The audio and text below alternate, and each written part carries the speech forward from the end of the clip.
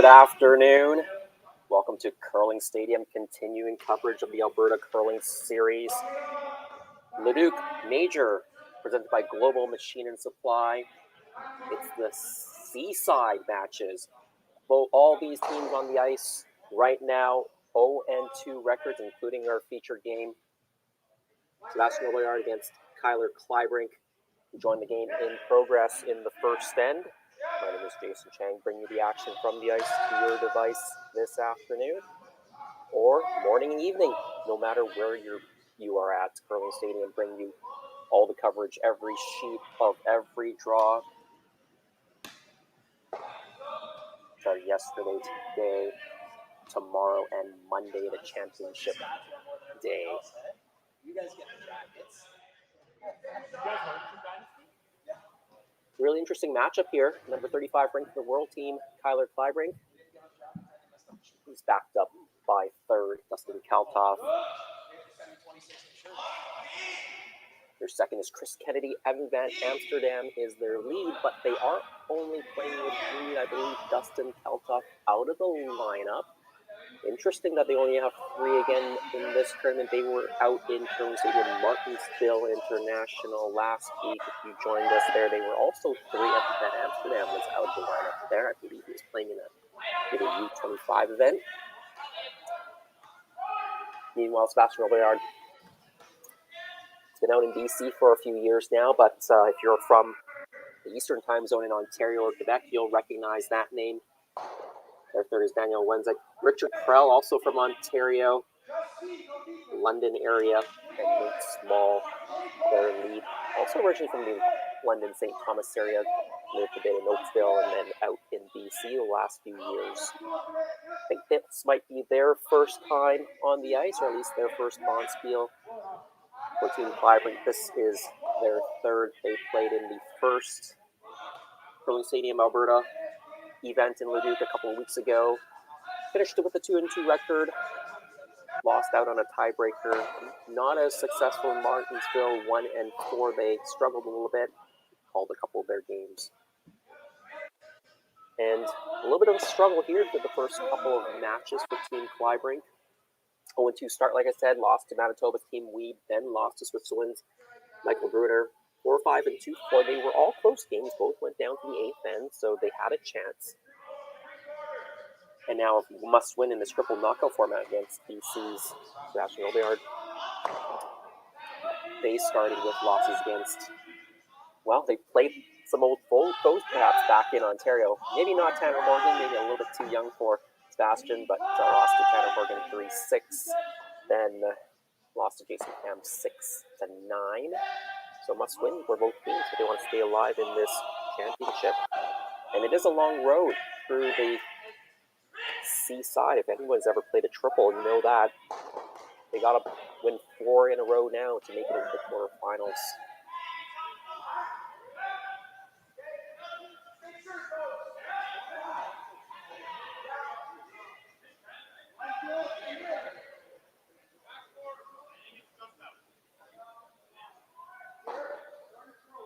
Team Kleibrink, they have Glassrock in this end.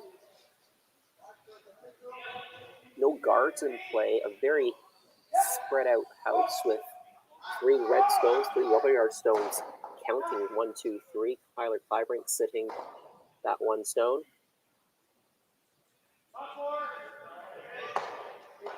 Doubles called, and I think the other rock does squirt out of the rings.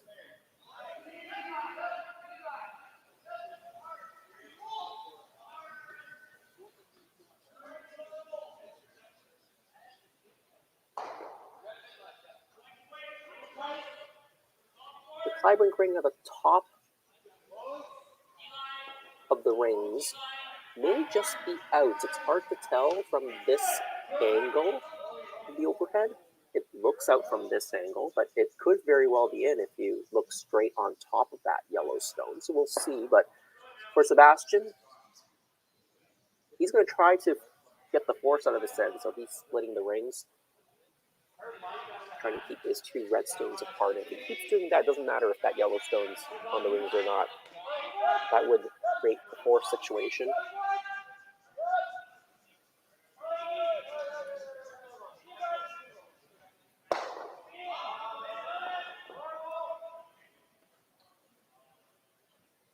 24 teams in this tournament, and we've got half of them on the ice right now.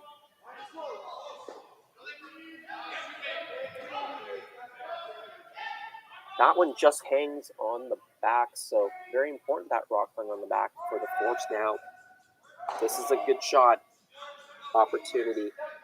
Now we know that Yellowstone isn't on the rings. That's why Kyler Kleibrink is using it to raise up into the red. Roll the shooter into the rings, perhaps. It looks like it may be just biting. Have to take a closer look on the overhead there. If it is biting, that is a wonderful shot. Unfortunately, the back red does still outcount it, even if it's biting. So that's the good news for Sebastien Robilliard. He can still sit two with a nose hit. If he can keep this rock on the nose, there won't be a double and stick. Yeah, for sure, that Yellowstone is just biting. That was a really excellent shot. If it had just stopped rolling by a foot, it would have been absolutely perfect.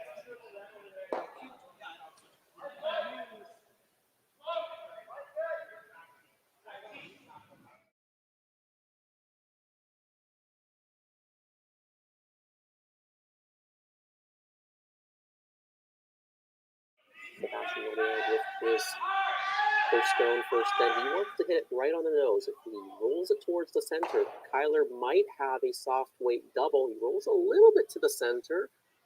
It's not going to be the easiest double and stick, but I think it might be there with soft weight. Kyler's trying to line this one up. As mentioned, he doesn't have his regular third Dustin Kalkoff. This is the actual made with him this week. So we have Van Amsterdam in the rings. Evan's a longtime player out of Alberta, skipped most of his junior career, so it makes a lot of sense for him to be in the rings.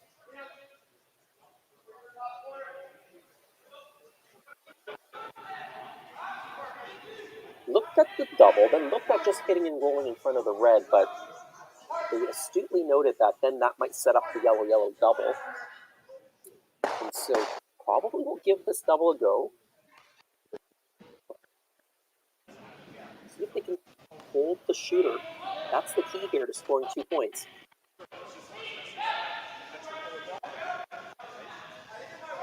Chris Kennedy on this now, trying to hold the line. It's close. Might have just overcurled on him just a hair, but they do hold the shooter. It is shot stone, so Sebastien will have to be careful. He will have to make a play on this. Probably will try another nose hit. Of course, there's not much room on the outside to roll, so pretty much has to hit it right on the nose. If he rolls a little bit too much on the inside, he might give Kyler Kleibrink a similar shot on his last for the 2 points.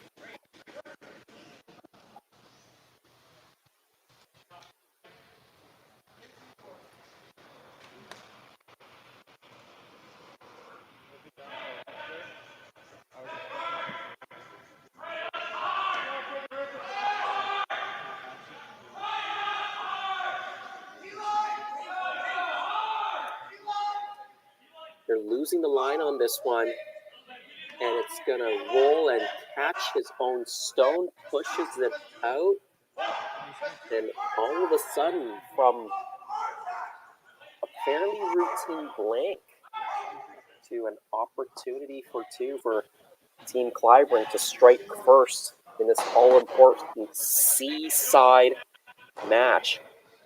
Must win for both teams to stay alive in this championship.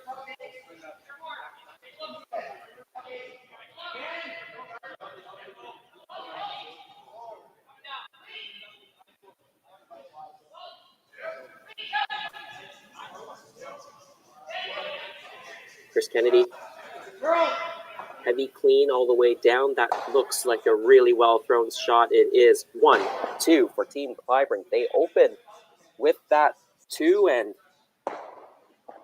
that's the score going into the second end.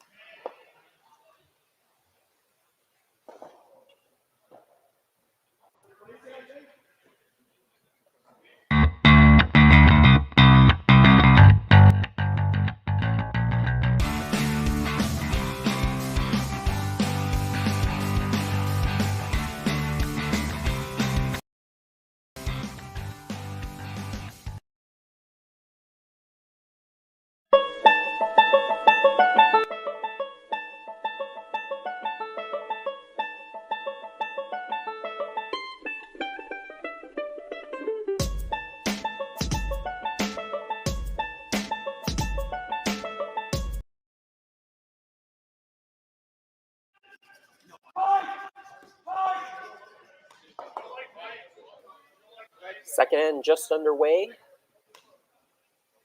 Team Kleibrink, they get 2 in the first.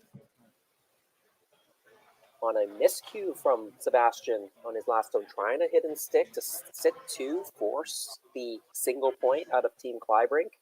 Instead, he overcurls, crashes into his shot stone at the back of the rings, and then Kyler just had a fairly routine hit and stick for 2 points. Center guard goes up, Adam Van Amsterdam, and a corner guard being called now by Team Robillard.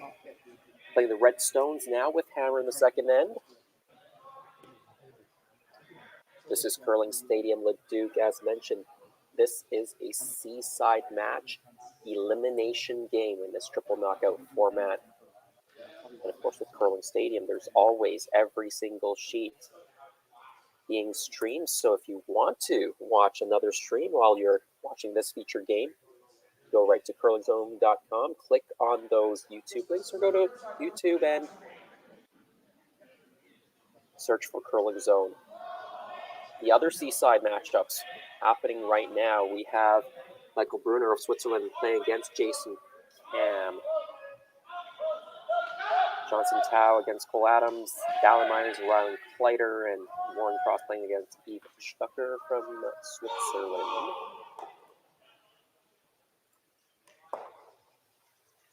Adam Van Amsterdam being asked to draw around his own guard. Nice weight, just didn't quite get enough finish there. Nathan Small being asked to freeze. Try to freeze a hair on the inside of this yellow stone.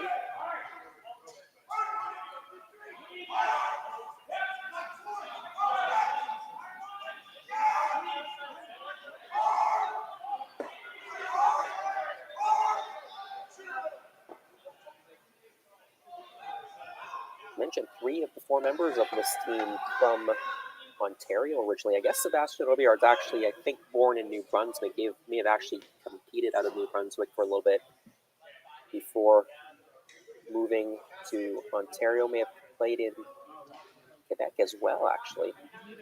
I think he's represented a couple of provinces, or at least played down in a few provinces. And Sebastien and their lead, Nathan Small, were the BC Mixed champions in 2021.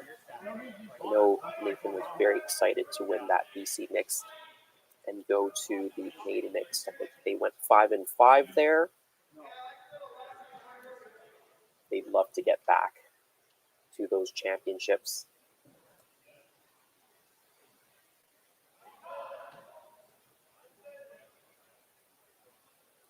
Good freeze from Nathan, good freeze from Evan as well, right on top. Maybe would have liked to get a little bit more onto the nose, but pretty well done there.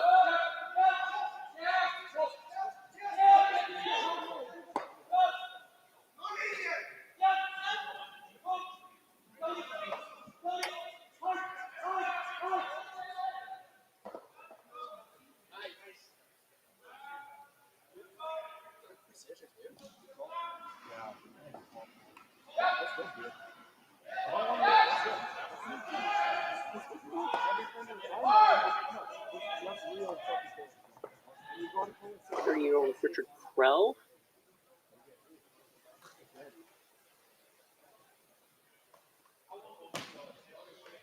Pushes the guard through, sticks around as a corner guard. I think Kyler might guard the situation here. He's sitting shot stone, third shot. Partially behind cover right now. Can fully cover it with a nice shot here. I think Richard, on his last shot, that peel was actually supposed to drive into the rings. Might have been able to get the triple out of it and hold the shooter. It's just a little off, so rolled to the corner guard instead.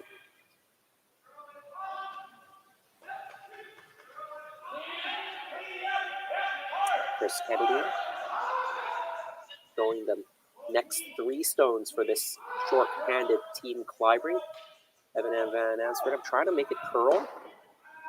Didn't quite get it all the way to the center line, which is what they were looking for.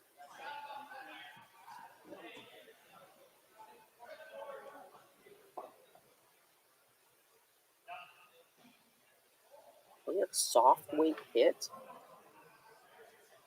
Hit that yellow stone guard. Try to roll the shooter towards the other corner guard. So you have two corner guards on one side. If you have the correct weight, that other red guard that's behind the yellow guard might be pushed into the rings. The question is, can you keep it in the rings? Really, the question is weight control. If you don't catch the guard, you can hit the ones in the house as well and play a bit of split. I think that might have been actually the first call, and then Sebastien indicated that the second option would be just taking off the guard or hitting the guard and then rolling to the corner. So hit the rock in the house, but kind of left the two redstones in a bit of a vulnerable place. The double looks to be there.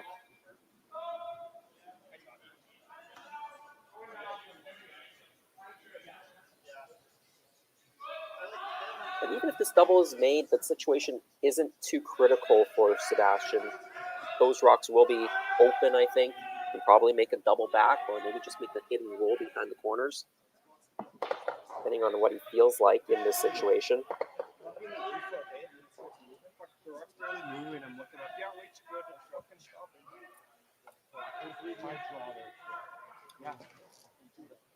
Yeah, that double didn't quite work out the way they were looking for. And all of a sudden, Team Robillard got something going here. Shot stone, top four. He's got third shot pushed behind the guard. And now he's going to try to put another rock behind that double corner guard. Bring a little bit of a Christmas tree pattern, perhaps, because his redstone is partially buried right now. So, again, getting this one partially buried, but a little bit more buried than the shot stone. That yellow stone, the lonely yellow stone right now belonging to Team Kleibrink, completely open on the out turn side for the righty, the counterclockwise turn.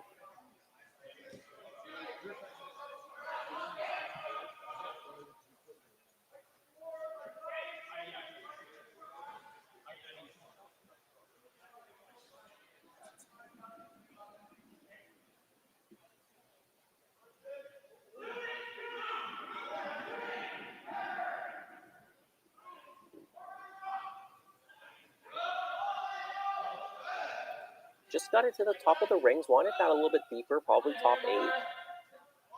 But that's not a bad spot. Protects shot stone, the yellow stone's still wide open.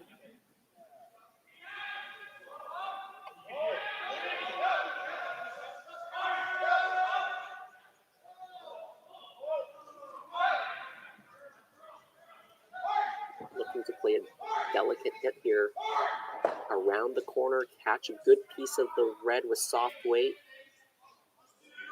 Rolls it across and through to the back 12.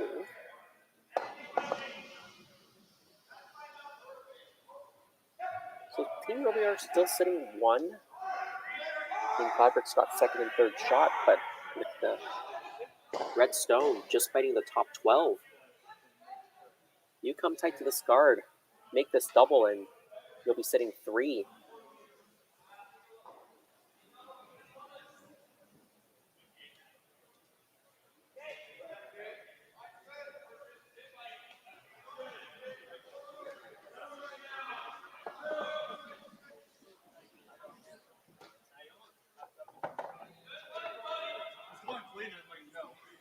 I think maybe the only thing they're concerned about making this with this double is if you ever are a bit on the high side, you might not make the double, or even if you do make the double, you might roll to the right as you see it from the far side.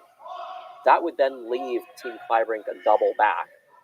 Red on the side of the 8-foot onto the red on the 4-foot, and it would be buried around those 3 guards. That's why they're looking, I think, at playing something else. Perhaps the double guards, running that into the yellow. Perhaps slashing. Not sure if slashing that red stone that's in the fighting the top 12 into the yellow is the right call there, because if you do play that slash, you will leave shot stone open.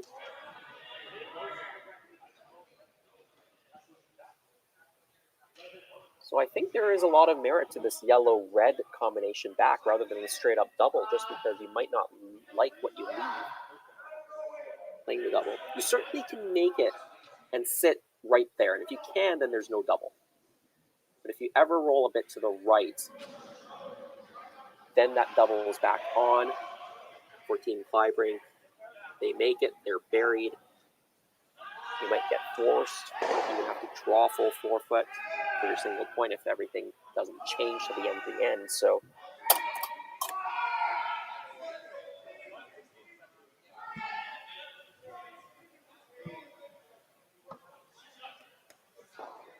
now, instead of hitting that stone, it looks like they've decided to do something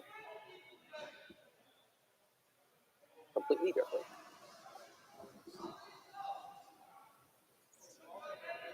Davey's just trying to draw in and freeze on the corner of the yellow right now, get to the inside, sit third shot. Based on the ice, that looks like the call.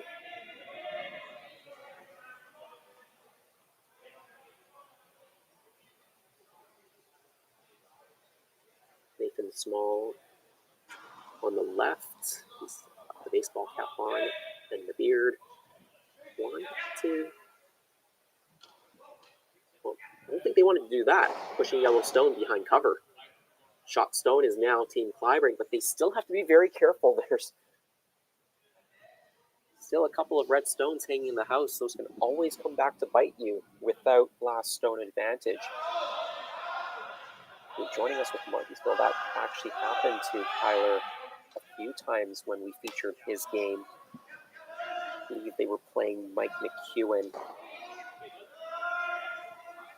And those rocks that were just hanging about, ending up costing them some points.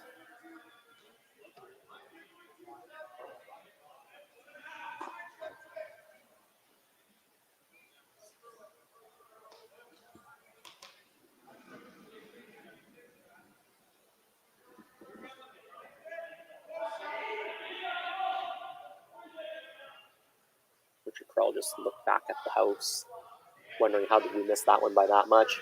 Had a great situation set up, and now it doesn't look as good. Positioning really important on this rock. The guards at the front are actually really well set up for Team Kleibrink because that Yellowstone really isn't accessible right now.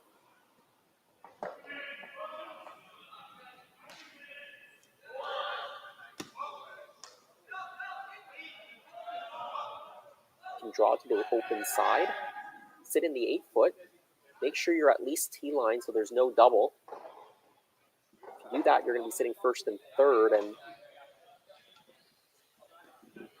since you're already sitting third at the biting the back of the 8, that would virtually ensure that the other red counters, the 4th and 5th shot right now, would never come into play.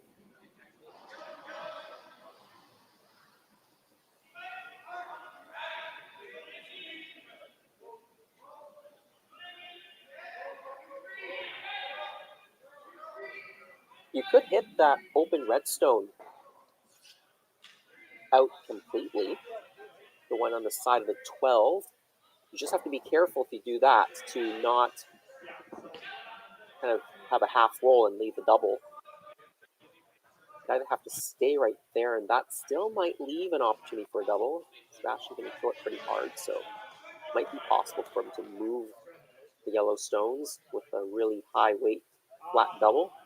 You'd want to just roll out completely, or make sure you roll under everything behind the T line. But they decided to put up the guard, which was actually maybe the simplest play. The danger, of course, now is this, because Sebastien went up very, very quickly. Barely had time to finish my commentary, and he had his broom down. He was probably eyeing this one up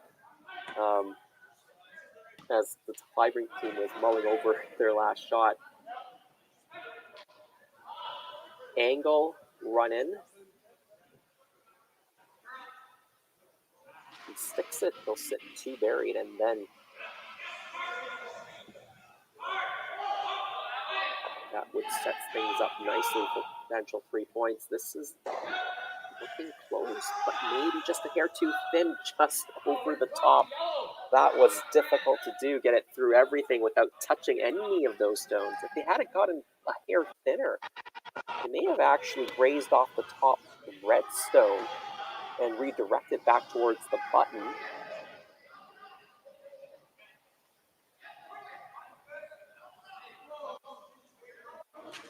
Now I think it's actually a really good opportunity for Kyler to go in again.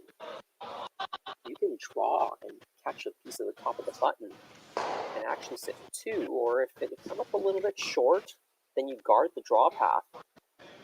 So you probably want to err on being a little bit light. Let your sweepers, in this case their sweeper, only got one, Chris Kennedy, take it to the top of the button for you. He's just gliding along with it right now. Perhaps a little bit on the heavy side, a little bit on the wide side as well. He switched sides on the sweeping. Slips too far. See where it stops. It stops in the back 8. Third shot stone. Again, Sebastien going up very quickly. Seems like he was eyeing this one up as well.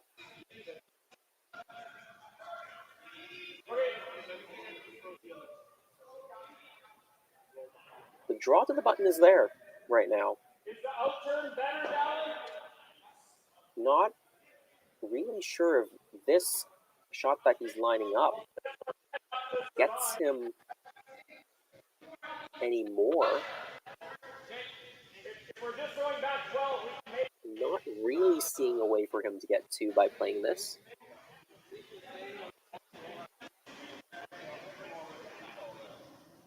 And there we go. They put the broom back down for the draw.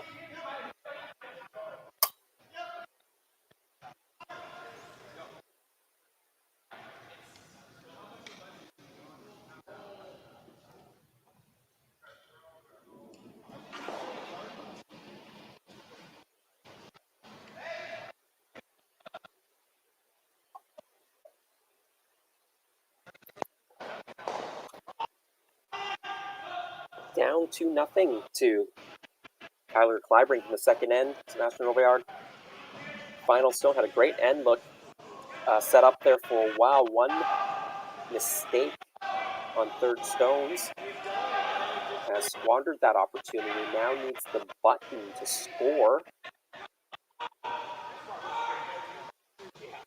Facing 1, but needs a good chunk of that button.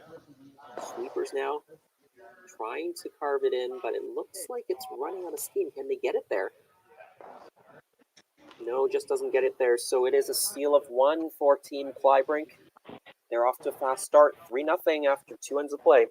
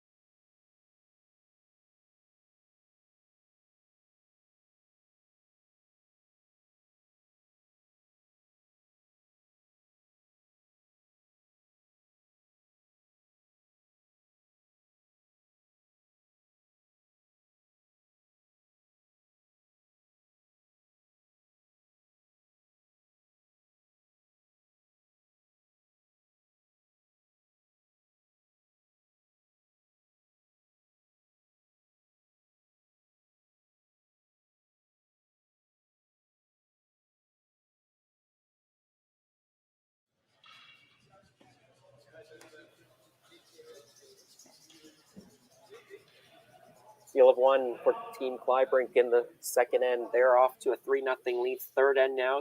Team Robillard throwing the red stones. They have last stone. Nathan Small. Software engineer.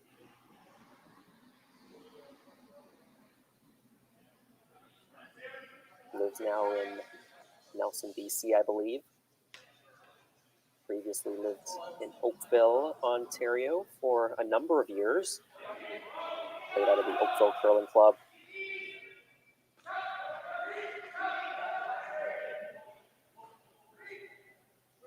In him and his club team played in my Bonspiel quite often out at the East Shore Curling Club. The Bulldog, a one-day men's cashspiel.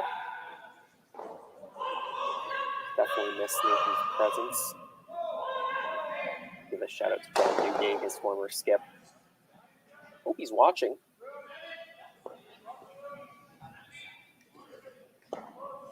Very sad when Nathan decided to move out to BC, but I think he really wanted the nature. He's a big-time snowboarder, I believe. Loves the outdoors.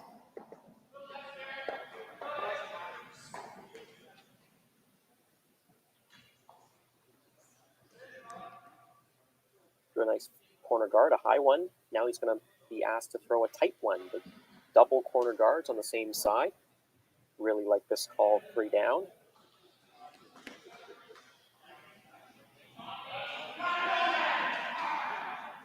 Like to put some separation between the two guards. And stacked vertically one on top of the other, so the double peel is really difficult. Of course, they can't peel yet. 5 rock free guard zone rules, so expect Team Kleibrink will play a guard to protect their 2 stones in the rings right now. Team Kleibrink so far this game beneficiary of a couple of mistakes and really never had a chance for 2 points till a final stone miss by Sebastien in the first end. Gave him an open hit for 2, then a third stone miss by Team Robillard in an end that was looking to be set up quite nicely, at least for 2, maybe even for 3. Then Team Kleibrink made the rest of their shots that end. Came away with a steal of 1. That's what brings us to the scoreline right now.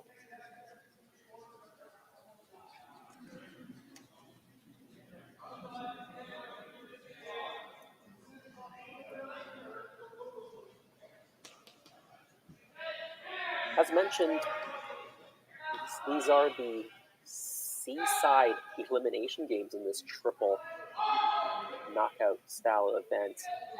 So they're on the seaside already. Wants to get a few more wins, or more if they want to make it to the playoff round, quarterfinals. If you were joining us in our previous afternoon draw, we were featuring 3 A-side final games, including our feature game, John Epping against Jacques Che John Epping. On the strength of a 3 in the 7th end, they are a qualifier into the quarterfinals. Riku Yanagisawa, the runner-up last week in Curling Stadium Martinsville, they beat Tanner Horgan. Pretty tight match there. And then Marco Husley from Switzerland beating Alberta's own Aaron Schlasinski. So those are your first 3 qualifiers into the playoffs.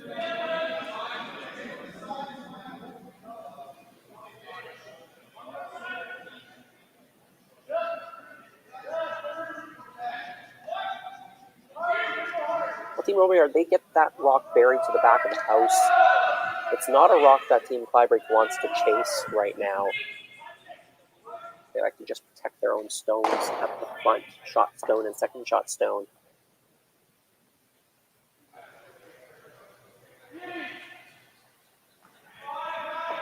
This one to curl up a bit more. Doesn't bury shot stone. We've also created an overlapping guard situation.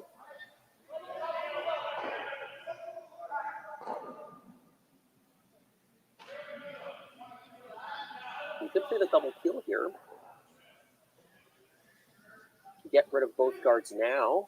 Then Team Kleibrink can only single guard those 2 stones, and you can't guard both of them. So I like this call for right now.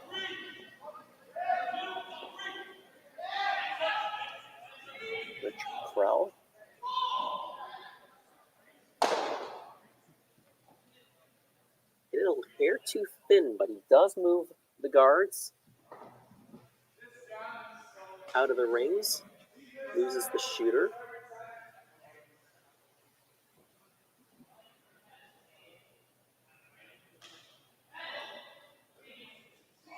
Kleibrink asking for the center guard now. Try to protect shot stone.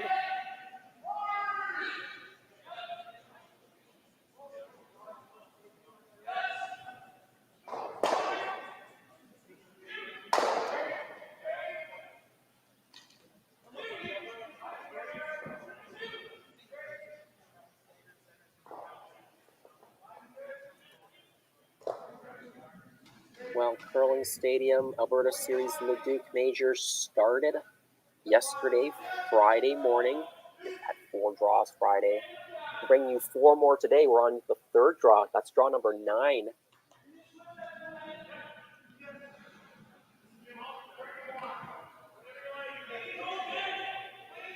Then we have 1 more draw later this evening, 8 p.m. Running a hair behind schedule, so it might be a slightly later start than 8 p.m., but set your reminders for that time. You don't want to miss it. That's 8 p.m. Mountain Time, 10 Eastern. That's 4 a.m. if you're like me in the mountains of Switzerland. I happen to be in Lausanne, Switzerland right now. After a long day of meetings of the World Curling Federation, it's the annual Congress. So I'm really happy to be able to join you late at my night, actually early into the next day now. Early morning, but I'm sure I'll get a little bit of sleep, do some more meetings tomorrow, and hopefully join you guys again tomorrow night for a draw.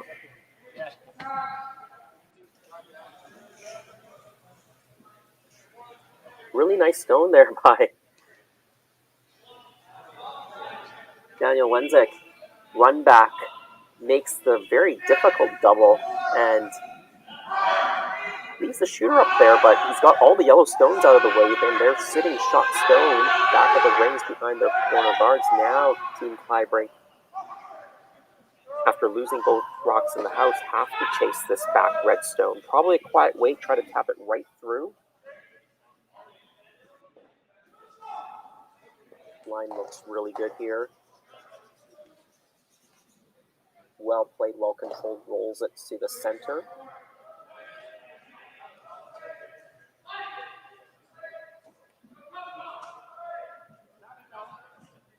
Speaking of those 8 p.m. games later tonight, there are some pretty critical ones. East side qualifiers, there's going to be 3 of them. Yannick Schwaller of Switzerland, he was the champion in Martinsville last week, playing against Tanner Horgan. Reed Carruthers against Aaron Schwazinski. Ryan Reed playing against Jack Doche.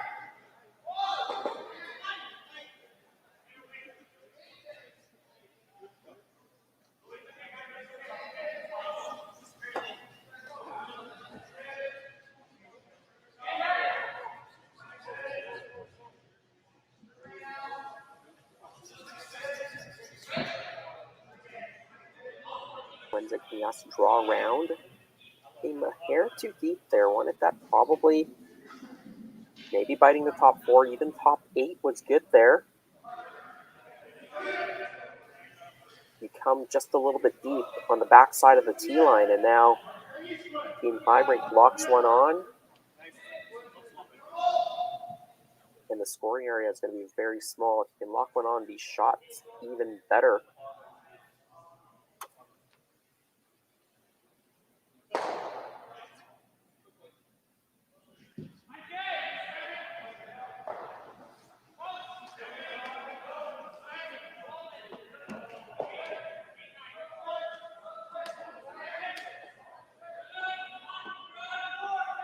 Playing that clockwise turn. So they want this to finish a bit, but I think the weight is too much. Chris has backed right off the rock. That slips all the way out the rings, the back, and now advantage goes back to Team Robillard. They can sneak this one around the guard, leave it higher, maybe fighting the top 4. I saw you're just a little out on the loose.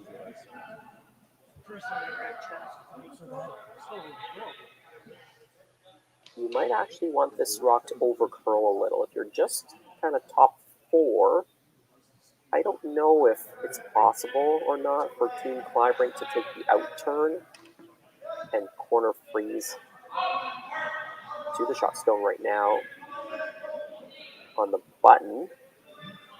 I think that high guard that Team Robillard played might actually be preventing Team Kleibrink from playing that draw freeze from the outturn side. So if that were the case, the positioning of this stone is less critical. As long as it's buried top of the rings, or the top of the house. Not bad. It came with a bit of weight. Maybe the team's just not sure about the speed down that path because both Kyler and Sebastien were quite heavy. Now it's a bit of a decision time for Team Kleibrink. They could just hit the stone that they can see down the center line. You can see a piece of it. Receive the 2. The more aggressive call is to play something into the rings, some sort of a freeze tap. Even try to steal the situation. I don't think it's that easy to actually steal in this situation.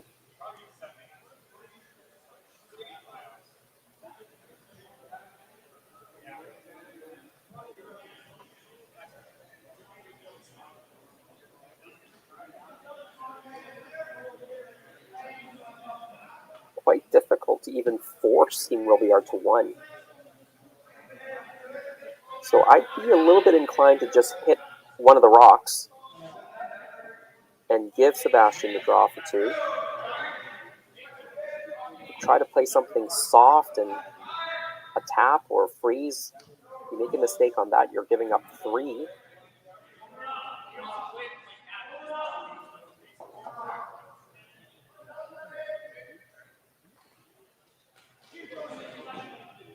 If you think about the scoreline, if you can keep them to 2, you've got a 3-2 lead, and you'll have hammer back, and it's an even end. So a lot of things right about that situation. And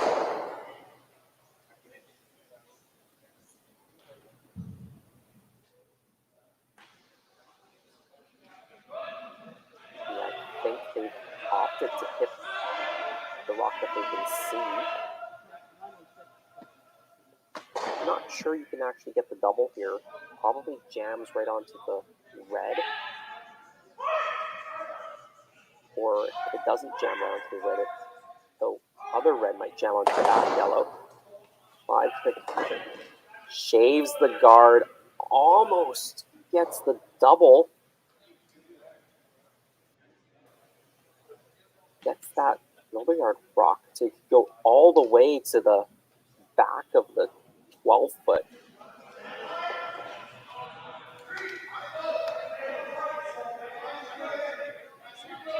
But because it's gone that far back, Sebastien has to play a quiet takeout on this yellow stone. So not the easiest shot for 2. Kyler did make it much more difficult by getting the red stone far enough to sit shot stone. And sometimes those little extras that you get out of that shot, it didn't quite make the double, but pushed it far enough, just increases that difficulty for your opponents, and once in a while, that's going to work out for you, and you're going to get a miss. Let's see if Sebastien can get this rock to curl up to that yellow stone. Sweepers look quite happy. The weight very well controlled. That's a hit and stick for 2. And, well, we've got a close game now. 3-2 after 3 ends. Team Kleibrink with the lead.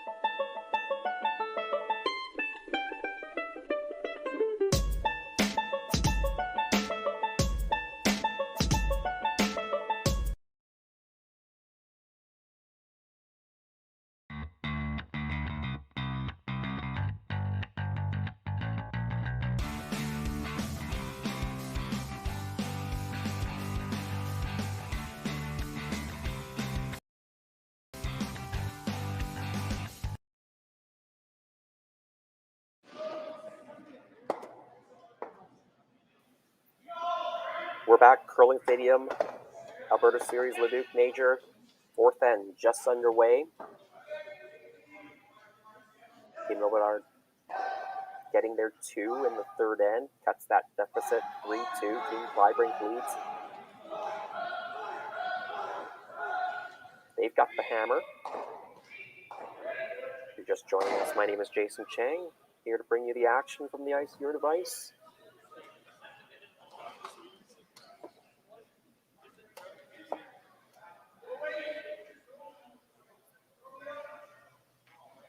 Corner guard being called from Team Kleibrink.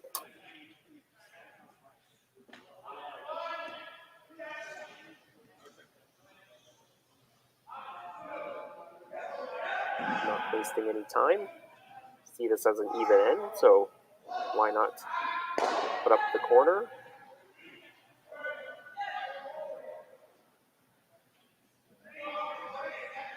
Try to generate some offense, especially after that missed lead stone.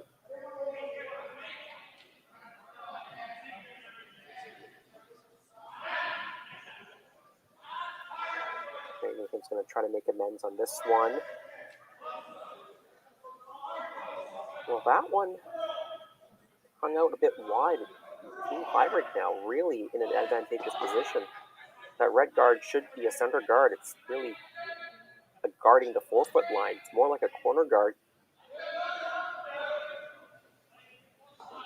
So really, you've got 2 corner guards to work with for Team Kleibrink. They're going to go around their own.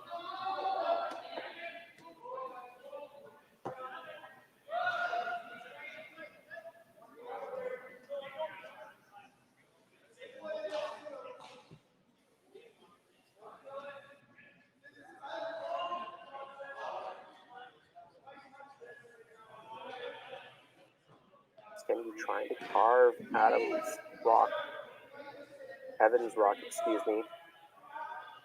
Behind the guard, got it mostly buried, but it is a little bit exposed, and with the amount of curl in the ice, you can definitely make the hit.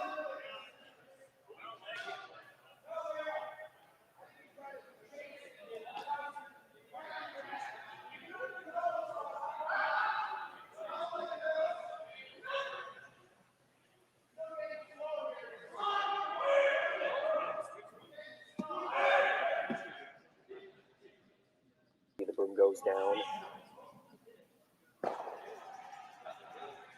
Playing it softly.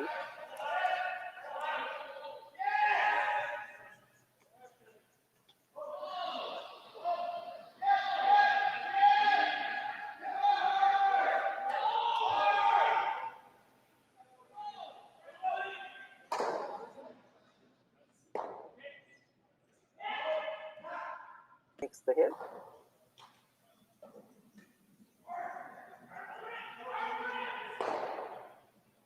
Kyler probably wants to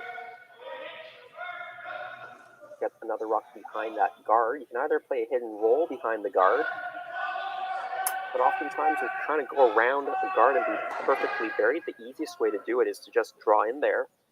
And he doesn't feel threatened by that redstone. The redstone is behind the tee.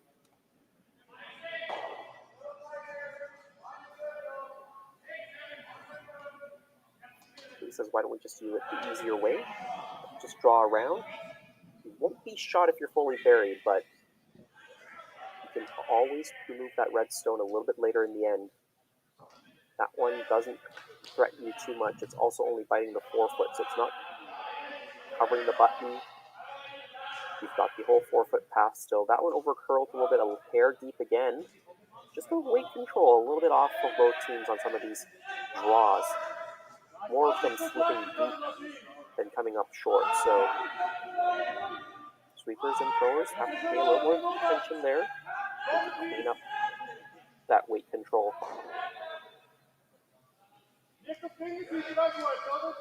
Now a little bit of a pocket for Sebastien's team to freeze down to.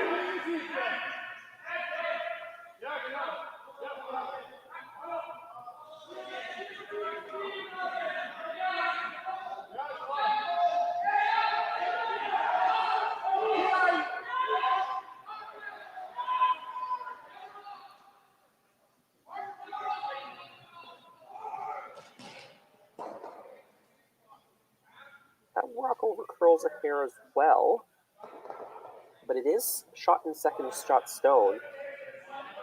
But because it over curled, it's left that same pocket again.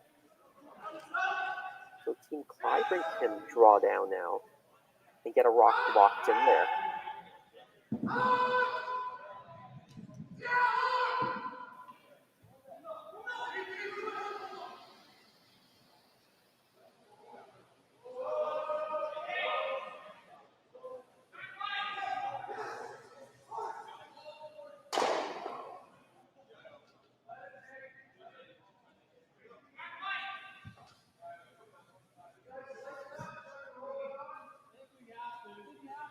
Waiting for the curl.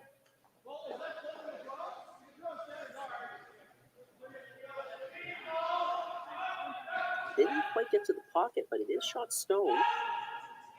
Robillard, they're going to want to unlock the situation. They want to get the backing off of this yellow stone so they can eventually have a chance to move it out.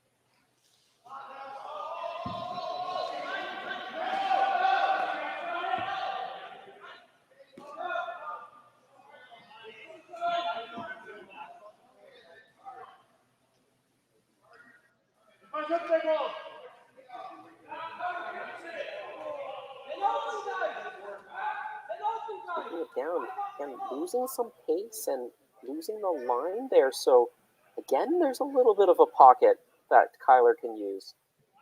He can really start to build up some rocks onto that right side of the rings, using those Sebastien Robilliard rocks as backing.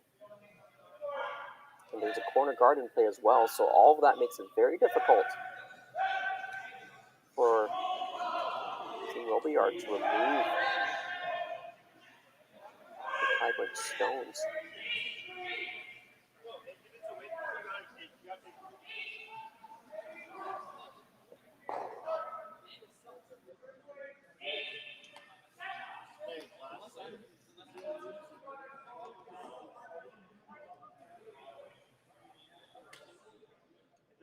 This is another good-looking shot. Maybe overcurled a hair on them, but it's in there. And the red stones are definitely the ones that are not in the best spot.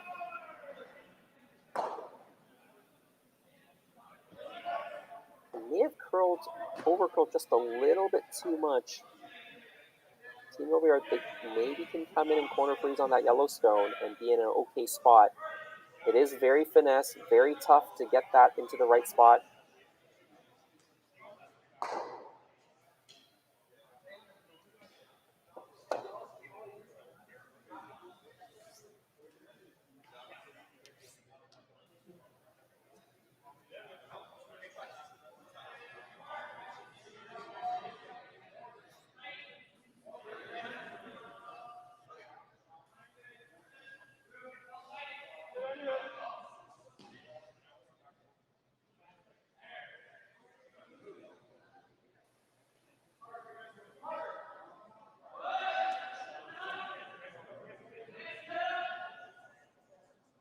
While they're discussing this shot, quick updates on some of the other sheets. Beef Stucker beating Warren Cross of Edmonton 3-1.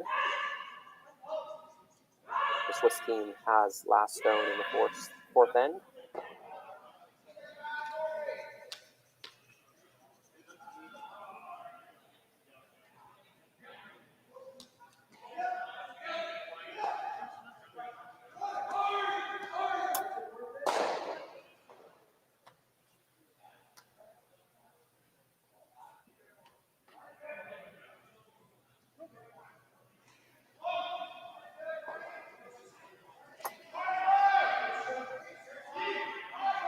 They are going to come into this pile of stones again. I saw Sebastien indicated that he wanted to unlock the yellow-red a little bit. Now, you have to be careful if you're trying to do that. If you play it with too much weight, your shooter's going to roll off. You're better off being corner frozen. Well, chips off the other yellow, but I think it rolled too far for being a good corner freeze, and another great opportunity for Team Kleibrink to set up a 2, maybe even a 3 out of this end.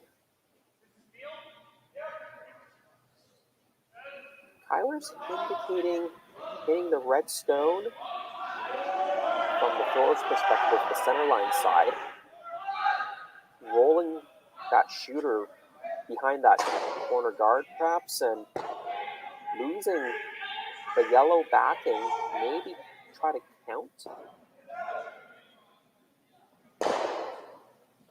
Or sort of losing that red backing and trying to count a couple here. They do sit 2, but the shooter doesn't roll too far. I was wondering whether that hit was maybe a rock too soon. Could have just tried to quietly tap the redstone back instead and rolled a little to the outside behind that yellow corner. May have been a bit better situation for him.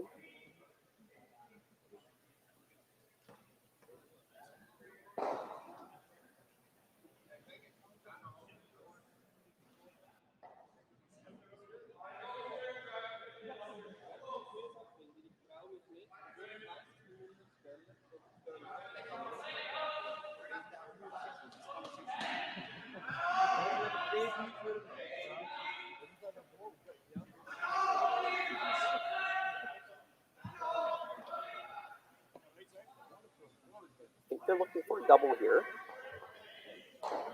Kind of the 2 yellow stones that are side by side in the top of the house. Hit this on the right angle, your shooter might slide south down the house and end up corner frozen on the other yellow stone, just like that. In fact, he had so much pace, he's pushed it right out. Really well executed shot for Sebastien Robilliard, and I think that was just a bit of a mistake on Kyler's last call. Really good intentions, and if he had made that call, it would have been really good, but I think he had probably a little bit more margin for error if he just played it with a softer hit and just rolled inside and sat 2 that way. Kept things, his own yellow stones, locked up on those correct angles on the red stones because he hit it with more force. Some of those red stones jiggled around. The angles didn't become as good. He left the double. In fact, he left the triple.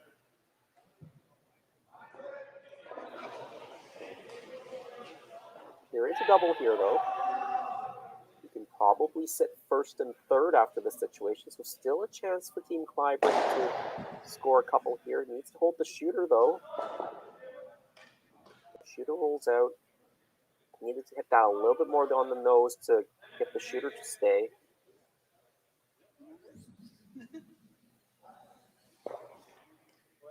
Could have thought about hitting that with softer weight. It was never going to make a triple. I think maybe he was hoping that that red stone might have squirted far enough down the house to maybe leave him sitting 1. Not sure if that was possible.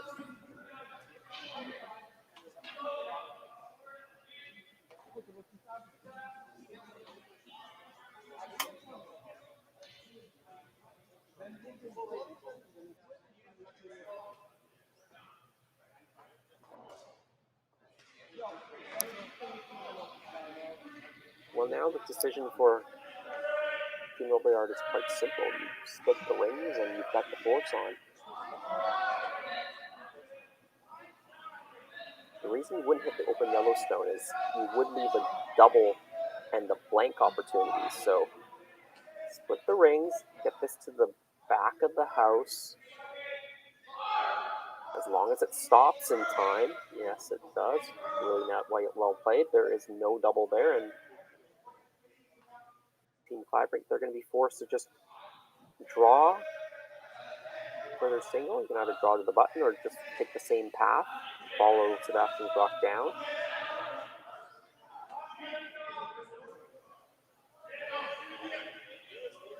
Had a really good end setup for a long time there, Team Kleibrink. Again, a little mistake. That time on the second and third stone for Team Kleibrink. Opponent immediately capitalizes on that mistake, and now you're drawing against two.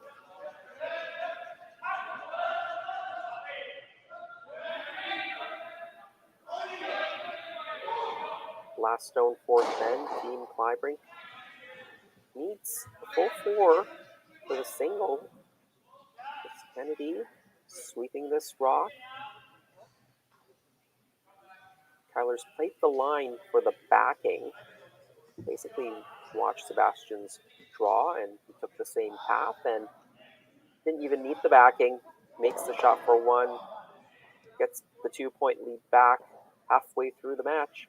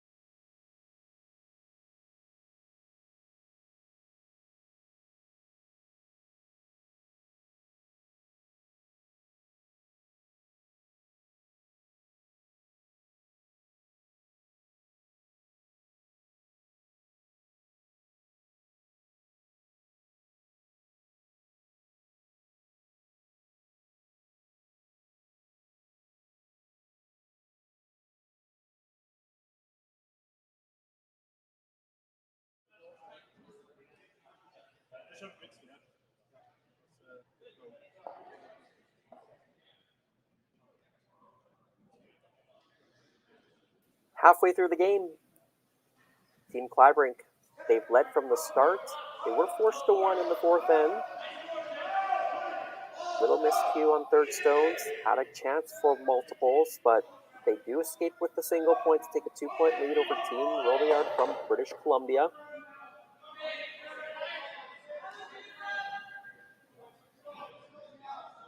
Just joining us, welcome to our continuing coverage of Curling Stadium Alberta Series Leduc Major. 24 teams here. It is major. Lots of points on the line. Strength of field multiplier saw is pretty high. 6.5. You remember in Martinsville it was I think it was a 4.0 or 4.5, so a bigger field, some extra stronger teams in the field. That helps the strength of field multiplier. And of course, all these teams are accumulating points for different reasons. Some of the top-ranked teams, of course, trying to get into the Grand Slams. Make sure they stay kind of in the top 15 to get those invitations to the Slams. For other teams who are looking to play down the provincials, many of the provinces award automatic spots to their highest-ranked teams on that world rankings.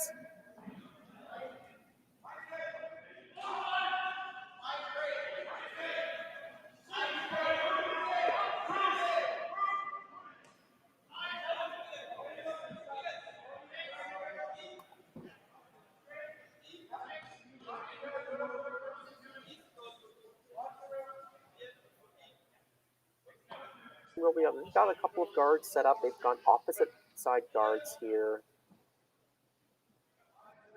Kleibrink, they're going to keep the play in the middle without last stone and with the lead. very prudent.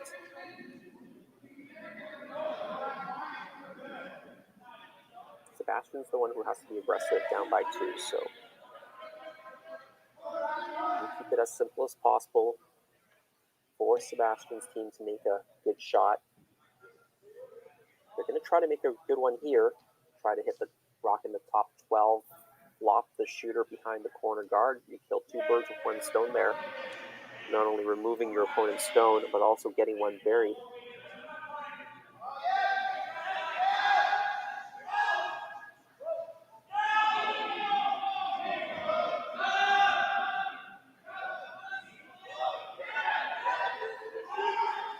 Richard Corral, second stone throwers. I thought they were going to hit the top 12 one, but they actually decided to hit, maybe even change their mind, not even a hit, but just tapping the shot stone back.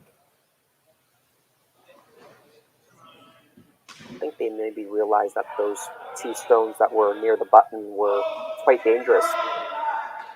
Because if you hit the yellow stone and rolled out, for instance, then Team Kleibrink could guard that situation with just 1 stone because they were stacked on top of each other.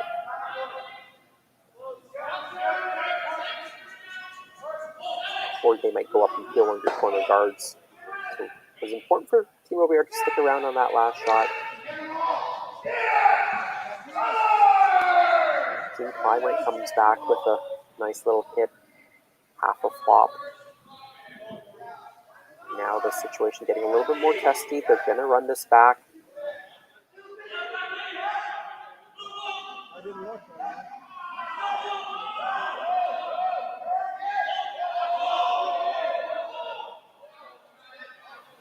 Try to get all the rocks moving if they can. Yellow, they touch 3 of those yellow rocks. Just grazed it though, so 1 rock completely goes away. 1 rock moves to the back 12. The other stone just jiggles in the forefoot just a little bit.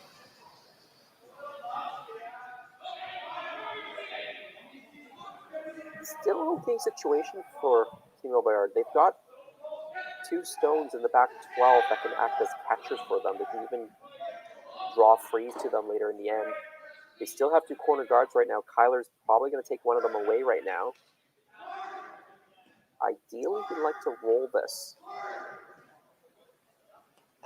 to center guard. Maybe he can roll it into the rings if he can't roll it to stop on center. Because he's got a nice stone right now in top 4 that's covering the button. That's right on the center line. So if he can guard that yellow stone. Here's the hit. Flop over. That's nearly perfect. And it's in the house. I think that's too good. You have to make a play on it. Maybe run it back, make the double, hit it on the guard side. Maybe you can get it to roll on behind the corner. You're pretty close to making a triple as well if you can make the shot.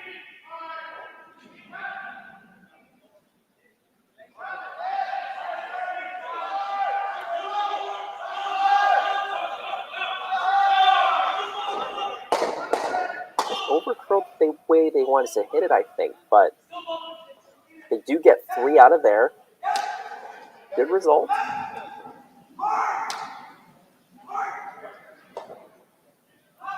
Robillard, they wanted to try to set up for 2 points in this end, but they wouldn't mind blanking. It is an odd end, the 5th end. They blank. They're down by 2, playing 6.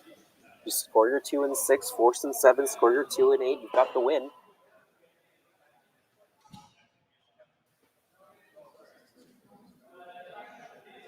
In Kleibrink, they really like to force in this situation.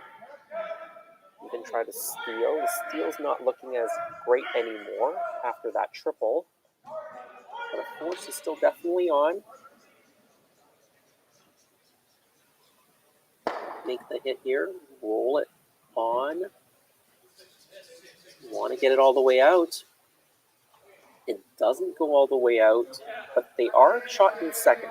That's the good news for Team Kleibrink, but that red rock that's in the 12-foot right now could come back to count. You see Sebastien making a hit on the Yellowstone, try to roll in front of the other Yellowstone, try to group those rocks. Eventually have a shot at a double on those yellows if you make this hit and roll. Team Kleibrink tries to hit and doesn't get into a good spot.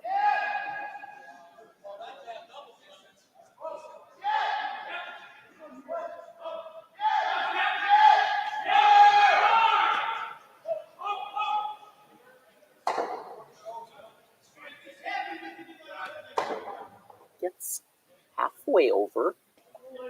It is shot stone. There's no double on the reds. Those are all good news.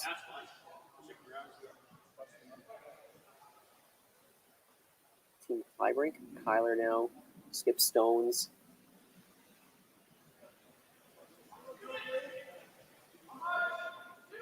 Not an easy shot here. It's not easy to make this hit and not leave a double on those yellows once the shooter comes to rest.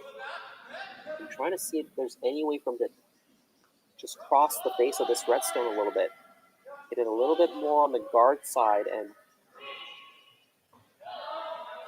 that would prevent the double, but it's very fine to hit it on that side. You can't over-curl too much or else you will jam, but look at that. Well executed. Made it look very easy there.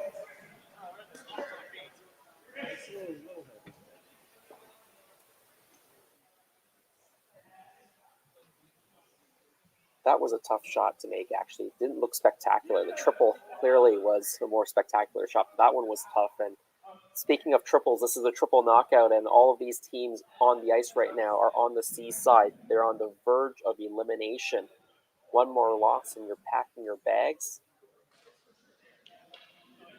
For Kyler, it's not too far to drive back to Calgary. But for Team Robillard from BC, they'd love to stay in Alberta a little bit longer.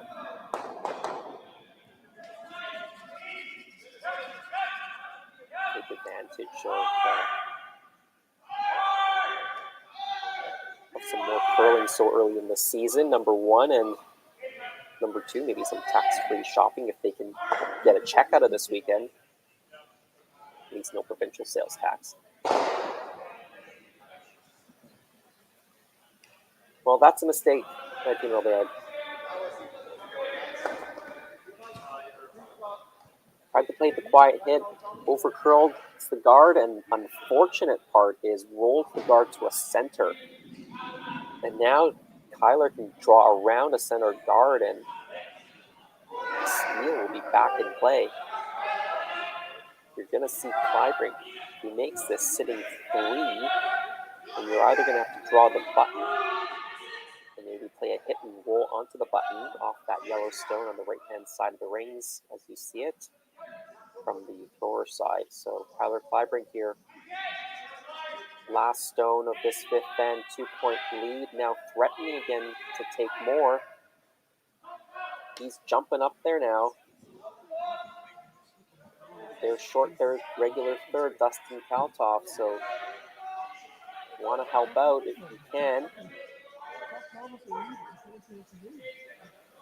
I know he's played some doubles as well, so he's not unfamiliar with getting up and sweeping. They get it to the top of the 8. I think they were indicating fighting the 4. So a little bit short, but it still puts the pressure on. Drawing against 3, it's never tough. Or it's never easy. It's always a little bit harder than if you're just drawing against 1.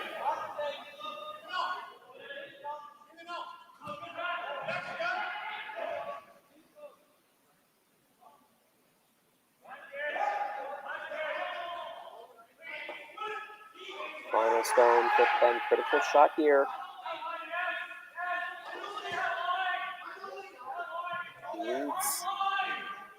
really good piece at the 8. But this rock that rub off the guard just a little bit. It did. But the weight's good. It stops on the tee line. It is a single point for Team Robillard. They close the gap, 4-3. We'll be back for the 6th end.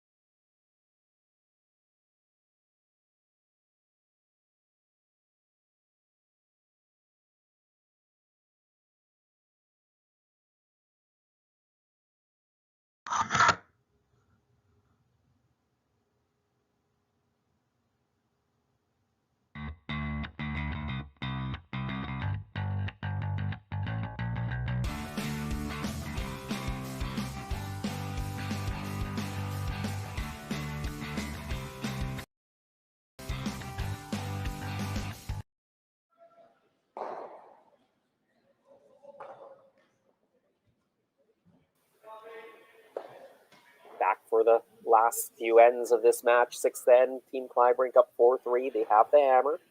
They've been in somewhat of a control all game. Opened with 2. Have never lost the lead. And now, more importantly, they're still leading by 1. Hammer in the even end, the 6th end. So a very advantageous situation here for Team Kleibrink and Van Amsterdam, lead stone.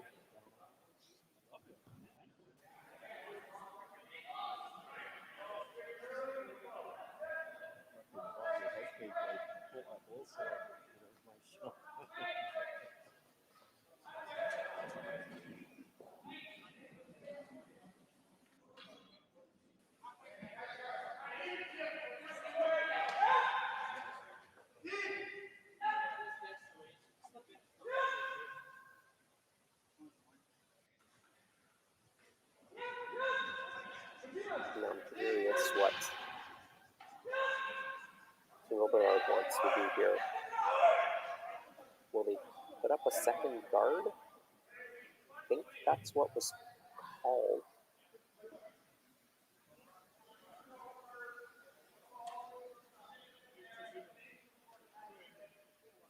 Trying to really work this one over. Hanging out there quite a bit. It's not the first time Nathan's thrown that in turn coming home and left it hanging on the wide side. And it protects the Team Kleibrink rock, which is what's not great about it. And the other thing that's not great about it's not on the center line. So what that means is the double peel is certainly possible for Team Kleibrink if they ever want to play it, but even if you don't make the double peel for Team Kleibrink, if they take off the center guard, they'll always have a path to the button to score if the end doesn't shape up well for them.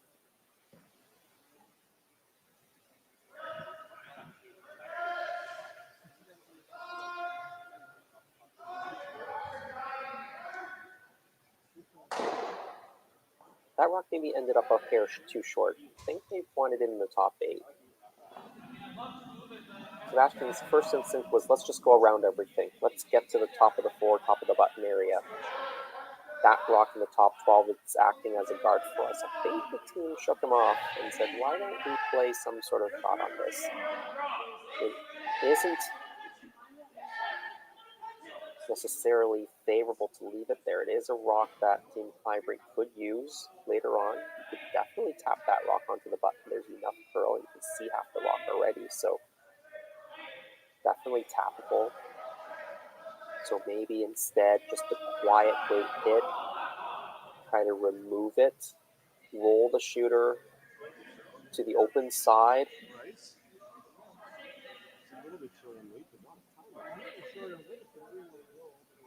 was mine. I was actually trying to bounce off the guard and go over it.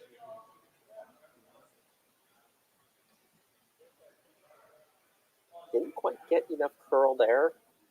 Pushes it over. Fortunately, pushes it open. Would have been quite terrible if it stayed behind the guard. So there is a yellow double there. Tyler's wondering whether he should rearrange his rocks in the rings. And now thinking single peel here is pretty good. Talked about this just a couple rocks ago. You don't even need the double peel in this situation. Where you get the single peel, you've opened up the center line. You can always draw to the button on your last rock.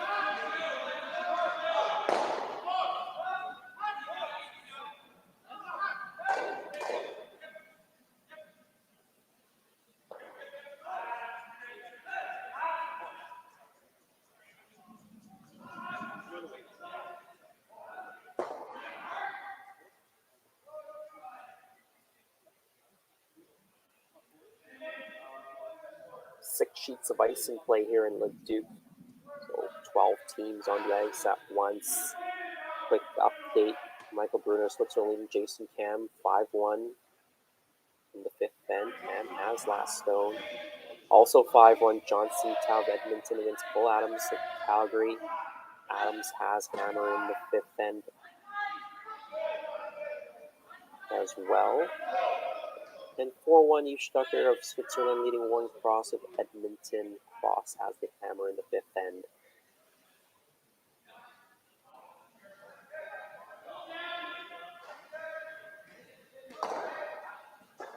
You know, they are looking for a corner freeze on the last stone. Comes up about 5 feet short. Kleibrink still sitting 2. It's an interesting situation here. You're set up well right now for 2 points. Other than the fact that there's a double on the 2 yellows.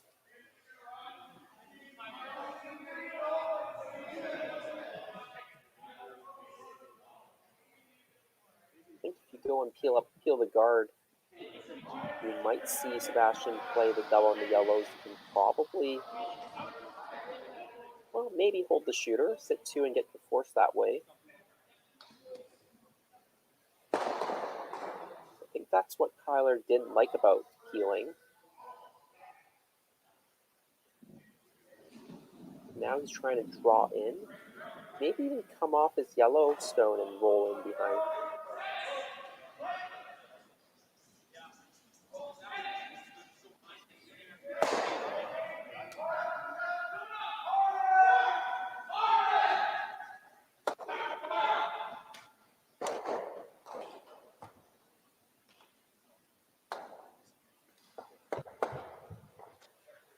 Use the yellow a little bit.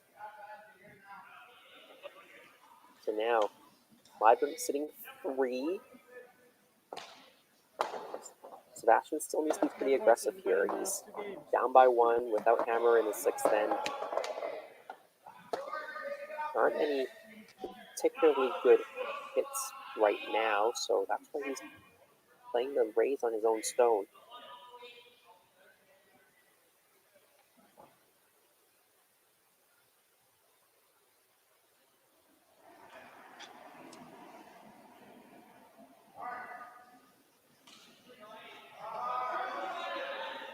And on our last game on the ice, team Ryland Kleider playing against Dallin Myers. 6-2, Kleider leading Myers in the 5th end.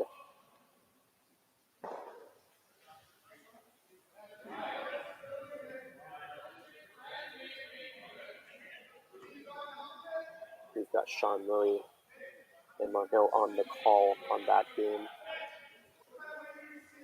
For all our Saskatchewan curling fans. All Saskatchewan battle there. On this sheet, Alberta versus British Columbia. Of course, the BC team. 3 of them originally from the eastern part of Canada, from Ontario. Sebastien, I think, may have been born in New Brunswick, but lived a lot of his life in Ontario. I think he went to the University of Ottawa and curled out in that Ottawa area.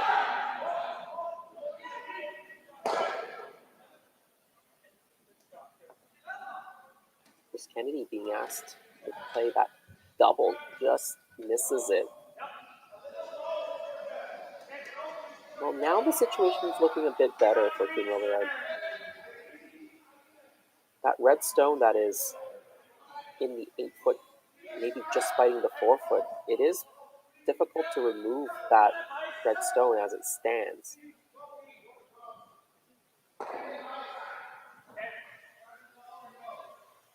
Sebastian's wondering whether you can hit this yellow stone.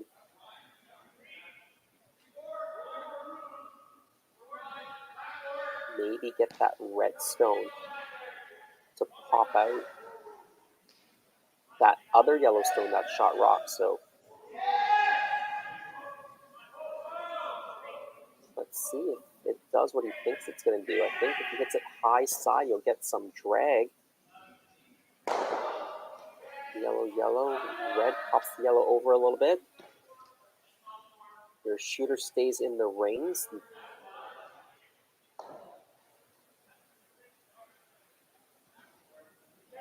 Not convinced that was a great outcome. It looks like it could be a bit better, but there's also reasons why it's worse. Team Kleibrink, they can sit 2 now after this situation. The other option for Team Robillard on that last shot was just to draw. They're just drawn around that tight center guard. Could have sat shot stone, top of the 4, top of the button.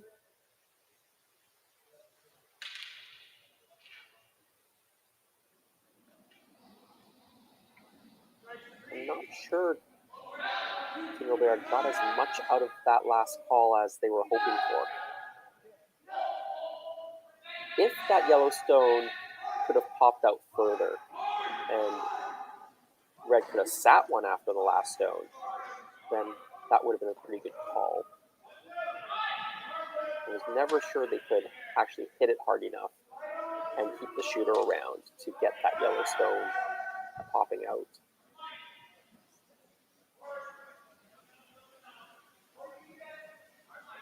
Kyler coming out to help here on this shot. Looks a little bit on the light side.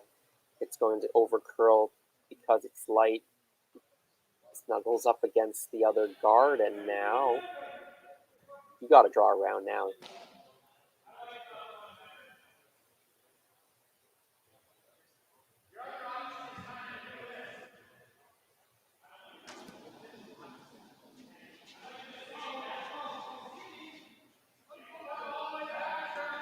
Well, they're talking about it, so maybe there are some good options that are not to draw around. I'm not really seeing it.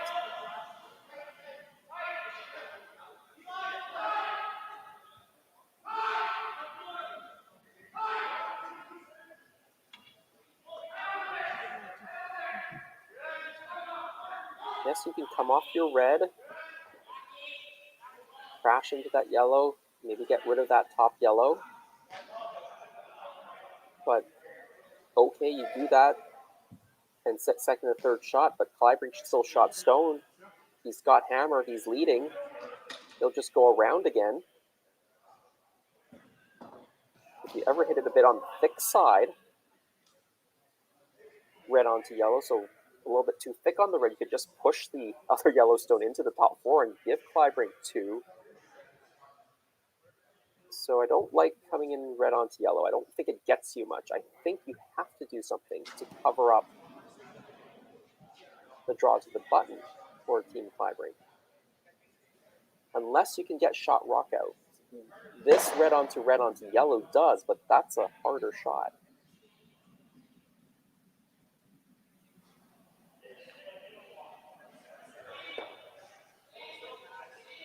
Now they've tapped the button. I think this should have been the call from the start. I'm really not sure any of the other options were good. I think they've come to that conclusion. Fortunately, no time clocks in play here, so they can take their time, but was one of those situations where they were hoping for something better to be there because maybe they just weren't comfortable with the draw.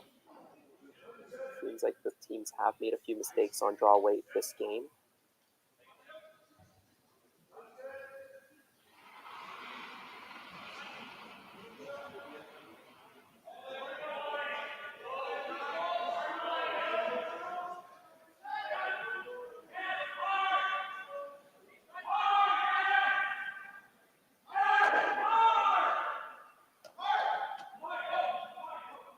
They need to get it by the front.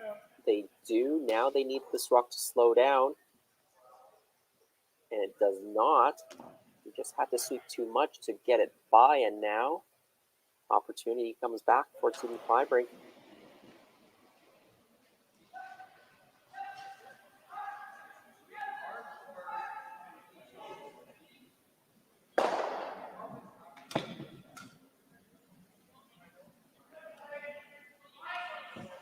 I think you can wonder why Kyler doesn't play the draw, and I think the reason is if you do draw to the top of the 4 buried, that basically forces Sebastien to play that red-red combination, the red-red-yellow, or the red-red, and just push it right onto the button. And if Sebastien makes it, then you pretty much have no shot because you've got the double center guards that are staggered the wrong way. They don't go right back to the button. So that's why I think they may have been looking for another option here to see if you could kill that angle that Sebastien has. It's a tough shot. Looks like they've decided that the draw is the most prudent call as well.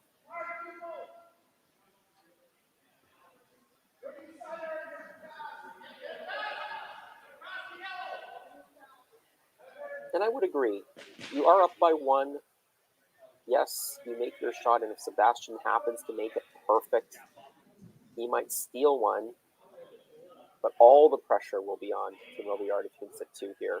He's already down by 1. He doesn't want to go down by 3. So even if you give up a steal of 1, you've still got hammer tied game in 7. So why mess with a situation that's pretty good? Just lay down a good draw and put the pressure back on. This rock needs to curl a bit. Going to send the top of the rings, or top of the 4-foot, sorry. They do. Doesn't curl enough to be buried. Leaves a slash double there.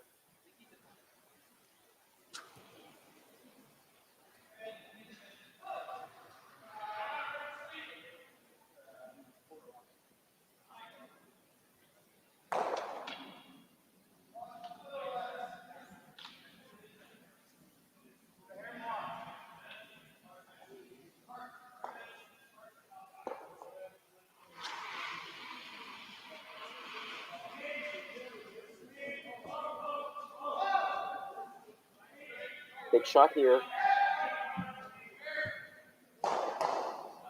Yellow onto yellow. It jams a bit, but it spills off.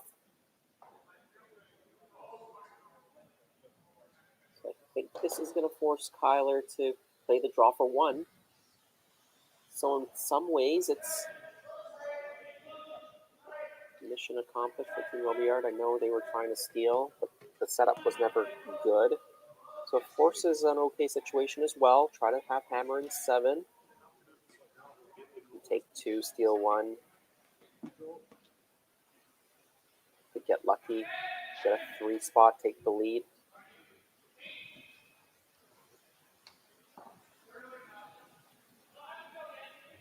Expect Kyler to be close. He was just down this path.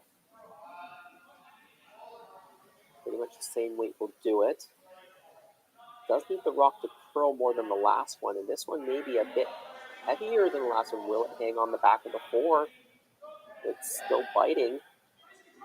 Have a look. I think they tapped yellow, so I believe it is 1 for Team Kleibrink. They're going to be up by 2, playing 7. We'll be right back after this break.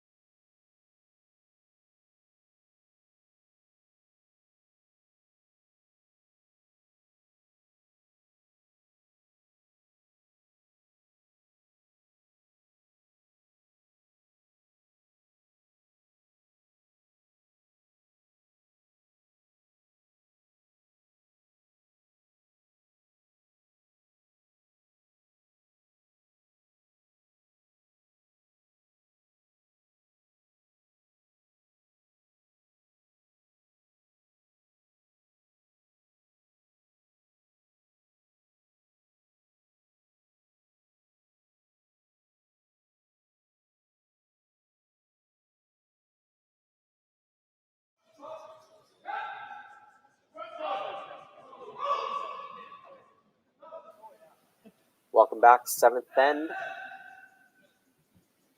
2-point lead for Team Kleibrink here. Elimination games, all on the ice, all 6 sheets. So there's a bit of tension in this draw, heading into the evening here in Alberta.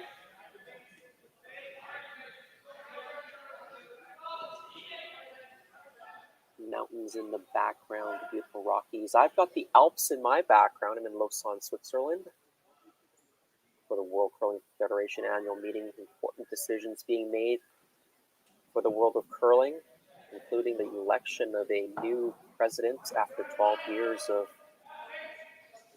service of Kate Caithness, who's done an incredible job growing the game of curling worldwide.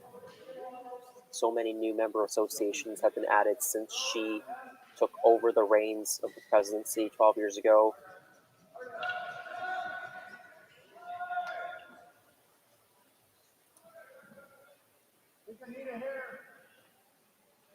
And of course, the election is probably the biggest thing on the agenda tomorrow, but there's lots of other things being discussed as well. 4 candidates for the replacement of Kate Caithness from Canada, Graham Krause, Bo Welling from the United States. I know there's probably some U.S. viewers watching the Curling Stadium stream. There always are. Thanks for tuning in. Of course, shout out to our U.S. commentators on the Kleider-Myers game. Bent Rumsfeld from Norway and Hugh Milliken of Australia. Of course, you might all recognize that name if you're in the Ontario area. He played in the Ottawa area before he immigrated to Australia. Played in a number of world championships for Australia. So, of course, that's one big item on the agenda. There is also a motion in place to extend the trial rule, the trial no-tick rule, to all of the WCF championships this year, other than wheelchair and other than mixed doubles, but all the other 4-person able-bodied curling disciplines. And that's, again, to get more data before they make a recommendation to officially use the no-tick rule.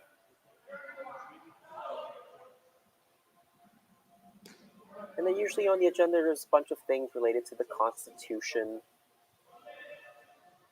and the governance structure of the WCF. So there's perhaps some small changes, some large changes involved. That's mostly administrative, boring stuff for if you're a casual curling fan. But if you're, an executive of your national member association, those are items of concern, and certainly that'd be a concern for Curling Canada President Catherine Henderson. Curling Canada Chair Amy Nixon is here as well.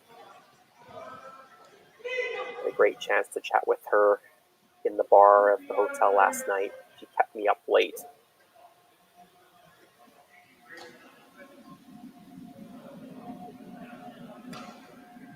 Also a discussion going on about perhaps a new World Championship format in the next few years. One of the key complaints about the current World Championship system with 13 teams, and of course they actually had 14, I think, during that last COVID year, because they had to accommodate for the fact that there wasn't an easy way to qualify teams in, but it's too long.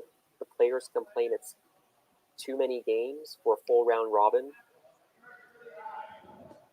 Because you have some lower seeded teams in the field, you do get some blowouts as well. So some of the games are maybe not as attractive for broadcasters to cover. There's also the cost of having a championship that large.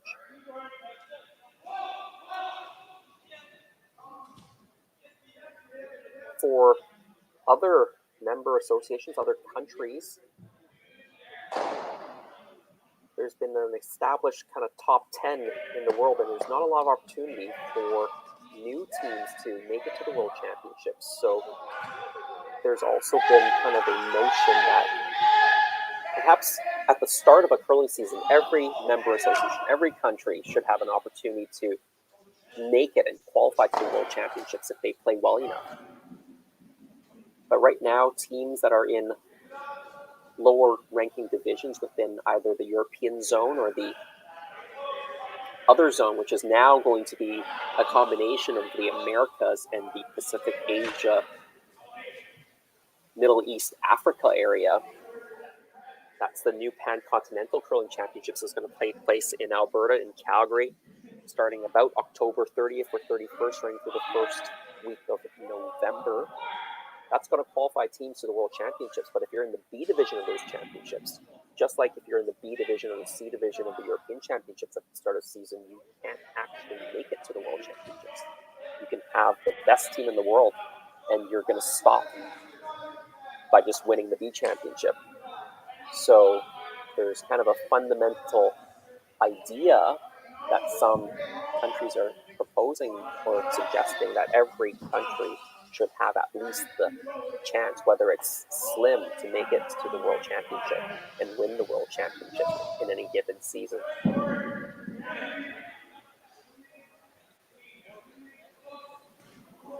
So the funny thing is, we talked about maybe the 13-team championship being a little bit too long,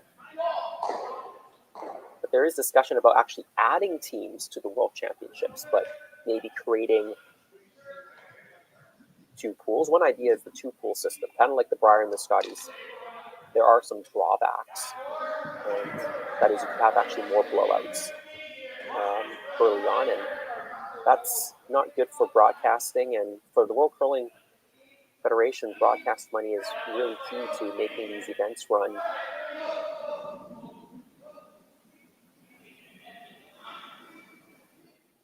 There's another idea where you might create kind of a World Championship that has two tiers, kind of like an A tier and a B tier, but there's some opportunity for kind of the winner of the B tier to hop over into the A tier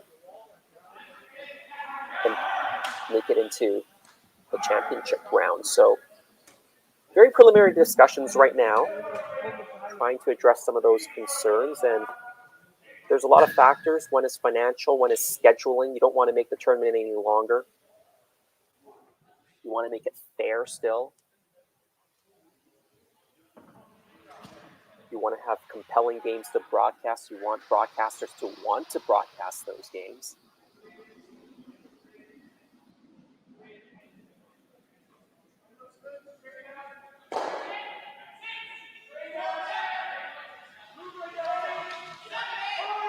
And I'm hoping to join you guys again after tomorrow's voting and meeting and talk a little bit more then about some of these decisions that were actually made and how that might impact the coming seasons. So we'll leave that discussion for maybe a draw tomorrow night. But Yellowstone's starting to pile up in this end around the 4-foot. Team Kleibrink sitting 4 stones in the 4-foot. Team Robillard, they're going to have to start moving some of these Yellowstones out if they're going to find some real estate to score.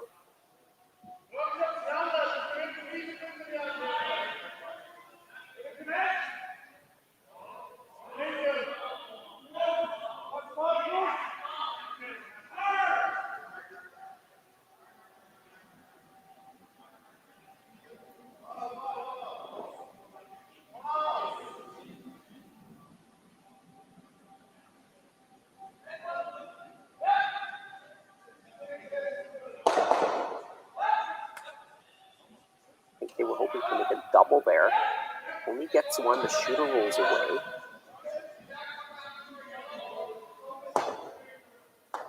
You probably want to hit that lone red stone and roll towards the center. I think that's what Evan has indicated he likes.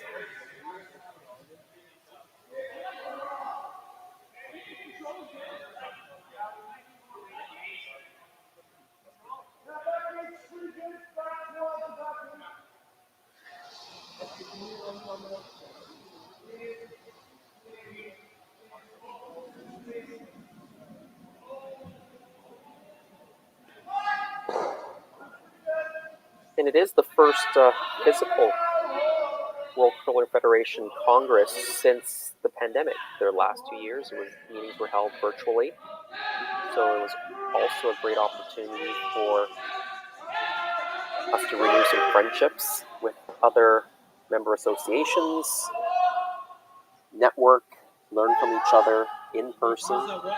Nice hit and roll there by Kyler. Maybe pops that Yellowstone behind the corner. Good result. And of course the location, Lausanne, Switzerland, couldn't be much better. The weather's been absolutely perfect right on Lake Geneva. Mountains, the Alps in your background. Reminds me of living in Calgary. I grew up in Calgary, so I do miss the mountains. The fresh air actually reminds me of being in Lake Louise with that lake and the mountains.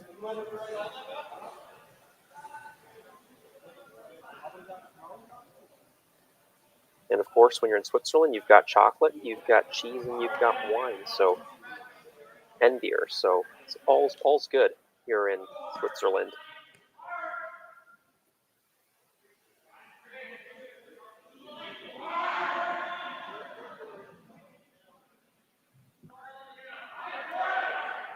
We're down to the last couple of stones here for Team Robillard. I think they're trying to make a double off of the Yellowstone top four, roll it behind the corner. Just didn't catch enough of that Yellowstone. Hit it a little bit too thin, I think.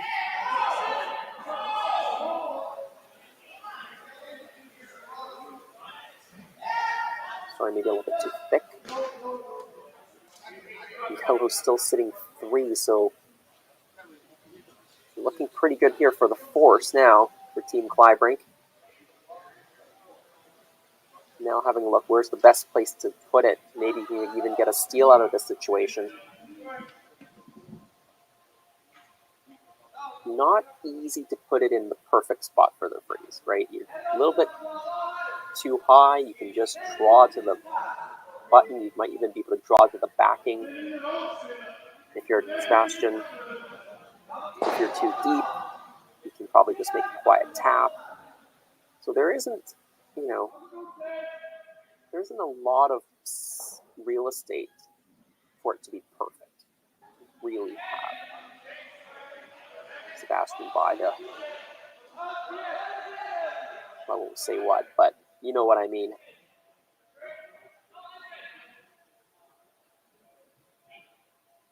Looking for top 4 here. Looks like it's sliding a bit deep, so that's a mistake. Not much Chris could actually do about this stone. Probably put it in the worst spot they could have, because it's pretty hard for even me to miss this draw with so much backing. We've got a bowl back there.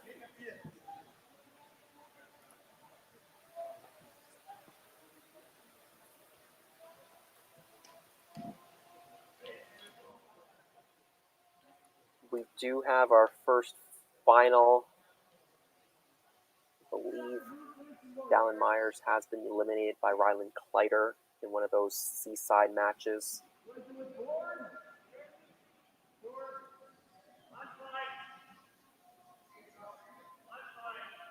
National Robillard being forced to a single point here. Has a lot of backing to draw to, as I just mentioned.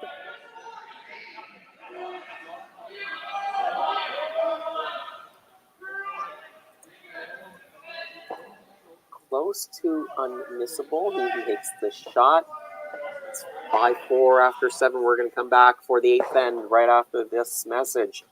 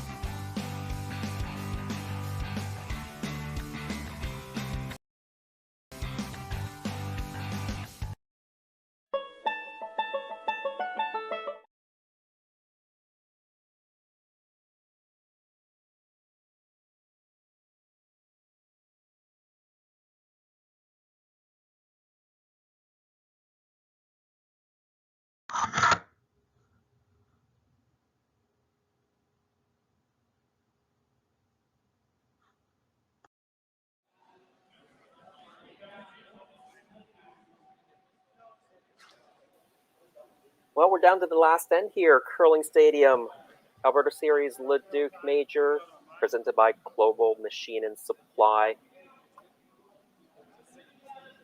Team Kleibrink, they've got the lead, 5-4. You can see the first red stone, Team Robillard stone, is kicked to the back. Team Kleibrink up by 1 with hammer. They decide that they don't need a rock in play. They throw it through.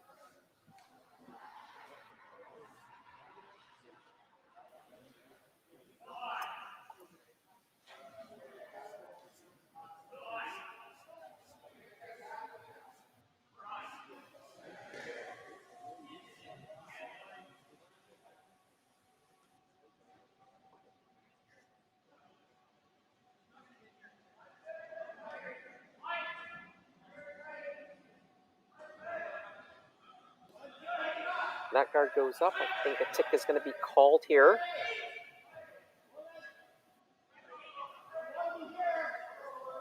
Again, Nathan seems to be having some trouble with that intern guard. None of the last couple have gotten to that center line. Especially, I remember a couple ends ago, same thing happened well wide. That one didn't quite get to the center line as well. That's a perfect tick. And even if there was a no-tick rule, that wasn't on the center line, so that could have still been ticked under the no-tick rule, and the lead's job is going to get important. If the no-tick happens, I mean, it's already important right now, but if no-tick comes into play, you really have to get that guard onto the center line because that gives your team that advantage.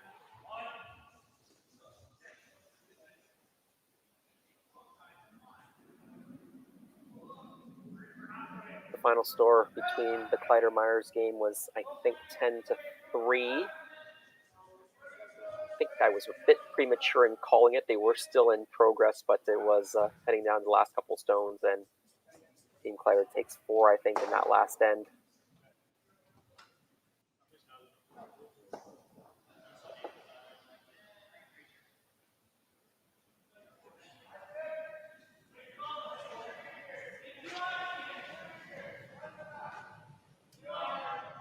Still got a good game here. Team Kleibrink up 1 with hammer, so they are favored. And after that, mistake lead rock from Team Robillard, then a really good tick from Evan Van Amsterdam. There aren't any guards in play, nothing in the house.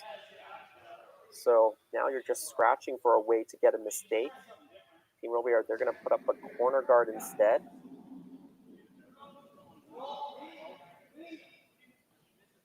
Maybe make the hits a little bit harder that way, moving them around. Switching the turn.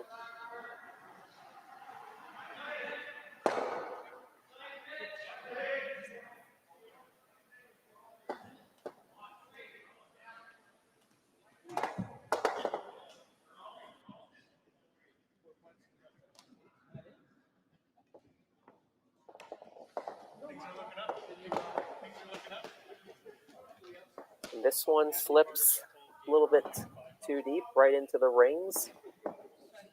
That's kind of been the story of this game. I mean, Team Robillard, on the whole, they haven't played badly, but every end it seems like they've had a couple of rocks that were just misplaced, and even easy shots, such as that one. That was just a high guard, and it's a high rock that's in the high part of the house. You missed that by, 15, 20 feet. I don't think Kyler really wanted to stay in the rings there. I think that just helps Team Robillard.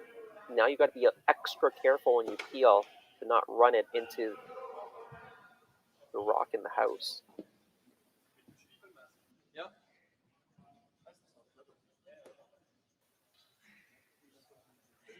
If you want to play this high again,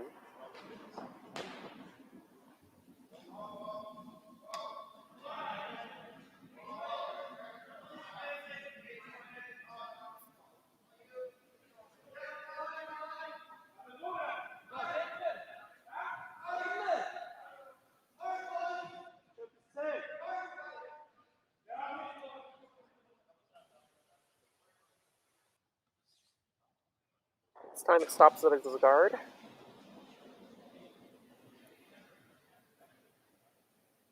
course, he's going to keep hitting everything he sees that's red colored. He wants a straight peel here, wants to roll right out.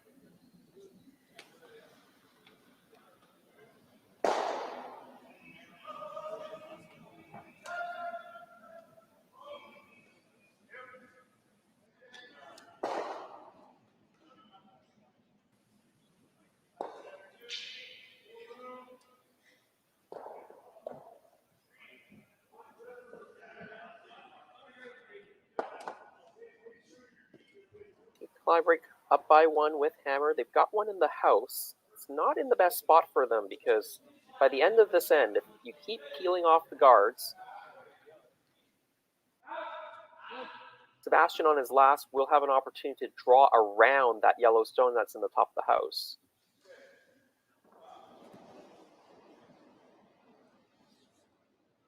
Of course, that will give Kyler a free draw to the 4-foot for the win. Probably be only against 1, so you wouldn't even be drawing against the loss.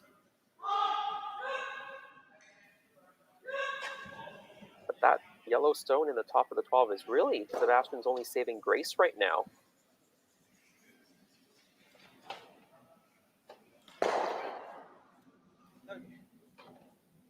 Guard goes up, guard disappears.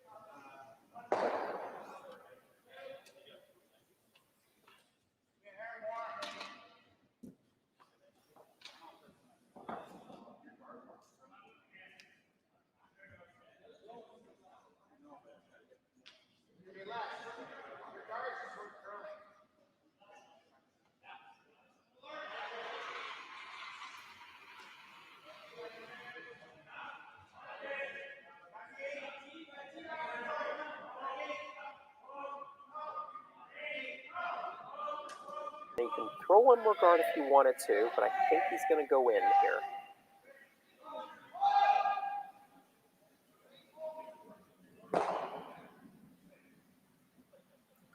The reason you go in buried is you're tempting Kyler to play the run back, yellow onto red. You hope for a miss. You hope Kyler rolls a shooter out. Then you draw again and sit 2 red stones in the rings, and you force Kyler to either make a double for the win or draw against 2 for the win. Really what you're hoping is Kyler draws against 2 and then misses, and then you steal 2 for the win. The yellow onto the back red, just over curls. Shooter rolls away, not completely out, but red is shot stone, and now I think Sebastien's got his wish. He's going to be able to sit 2 in this situation. Forced Kyler to make a decision whether he wants to hit or draw. Could be drawing against the loss if he hits. Depending on where the stones end up, might need to roll to score.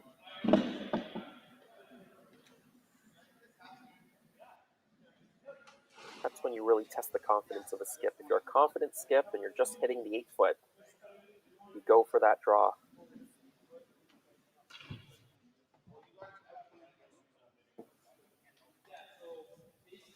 Especially if that hit is a little bit tricky. If you need to hit and roll, for instance.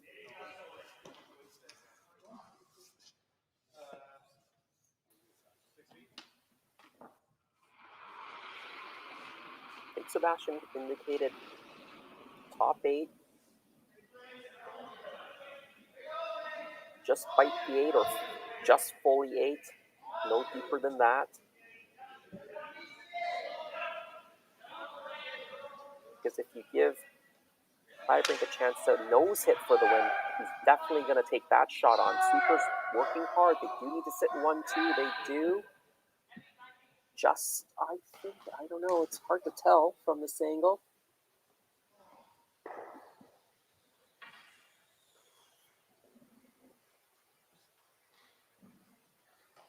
Well, Team Kleibrink is going for the hidden stick. That would be the win, no matter what the yellow-red situation is. Along 12 foot, the sweepers brought it in as hard as they could. Not sure they quite got it there. Hard to tell from the overhead. But here we go, last stone, 8th then. Team Kleibrink, they've never trailed this game. Had it fairly under control, and now an opportunity to stay alive in this event. A nose hit, no problem. Kyler Klebrink, they come away with a big win here. It is 6-4. That's your final. And the team from British Columbia, Sebastien Robilliard, well, they're going to go home empty-handed. A tough tournament for them, 0-3. But Team Kleibrink, they get to continue on their journey here at Curling Stadium Leduc. Well, I want to thank everyone for joining us this draw. There is one more draw tonight, a bunch of B finals coming up at 8 p.m. Mountain Time. Maybe it was a little bit later start than that because we've been a little bit delayed all day, but have your reminders on, have your Curling Zone streams up. The video will start when the games are ready. Well, on behalf of the entire Curling Stadium crew, Roy McCusker, Jerry Gertz, my name is Jason Chang. Join us on Curling Stadium back at 8 p.m. and I'll see you again tomorrow night and give you an update on all those WCF proceedings.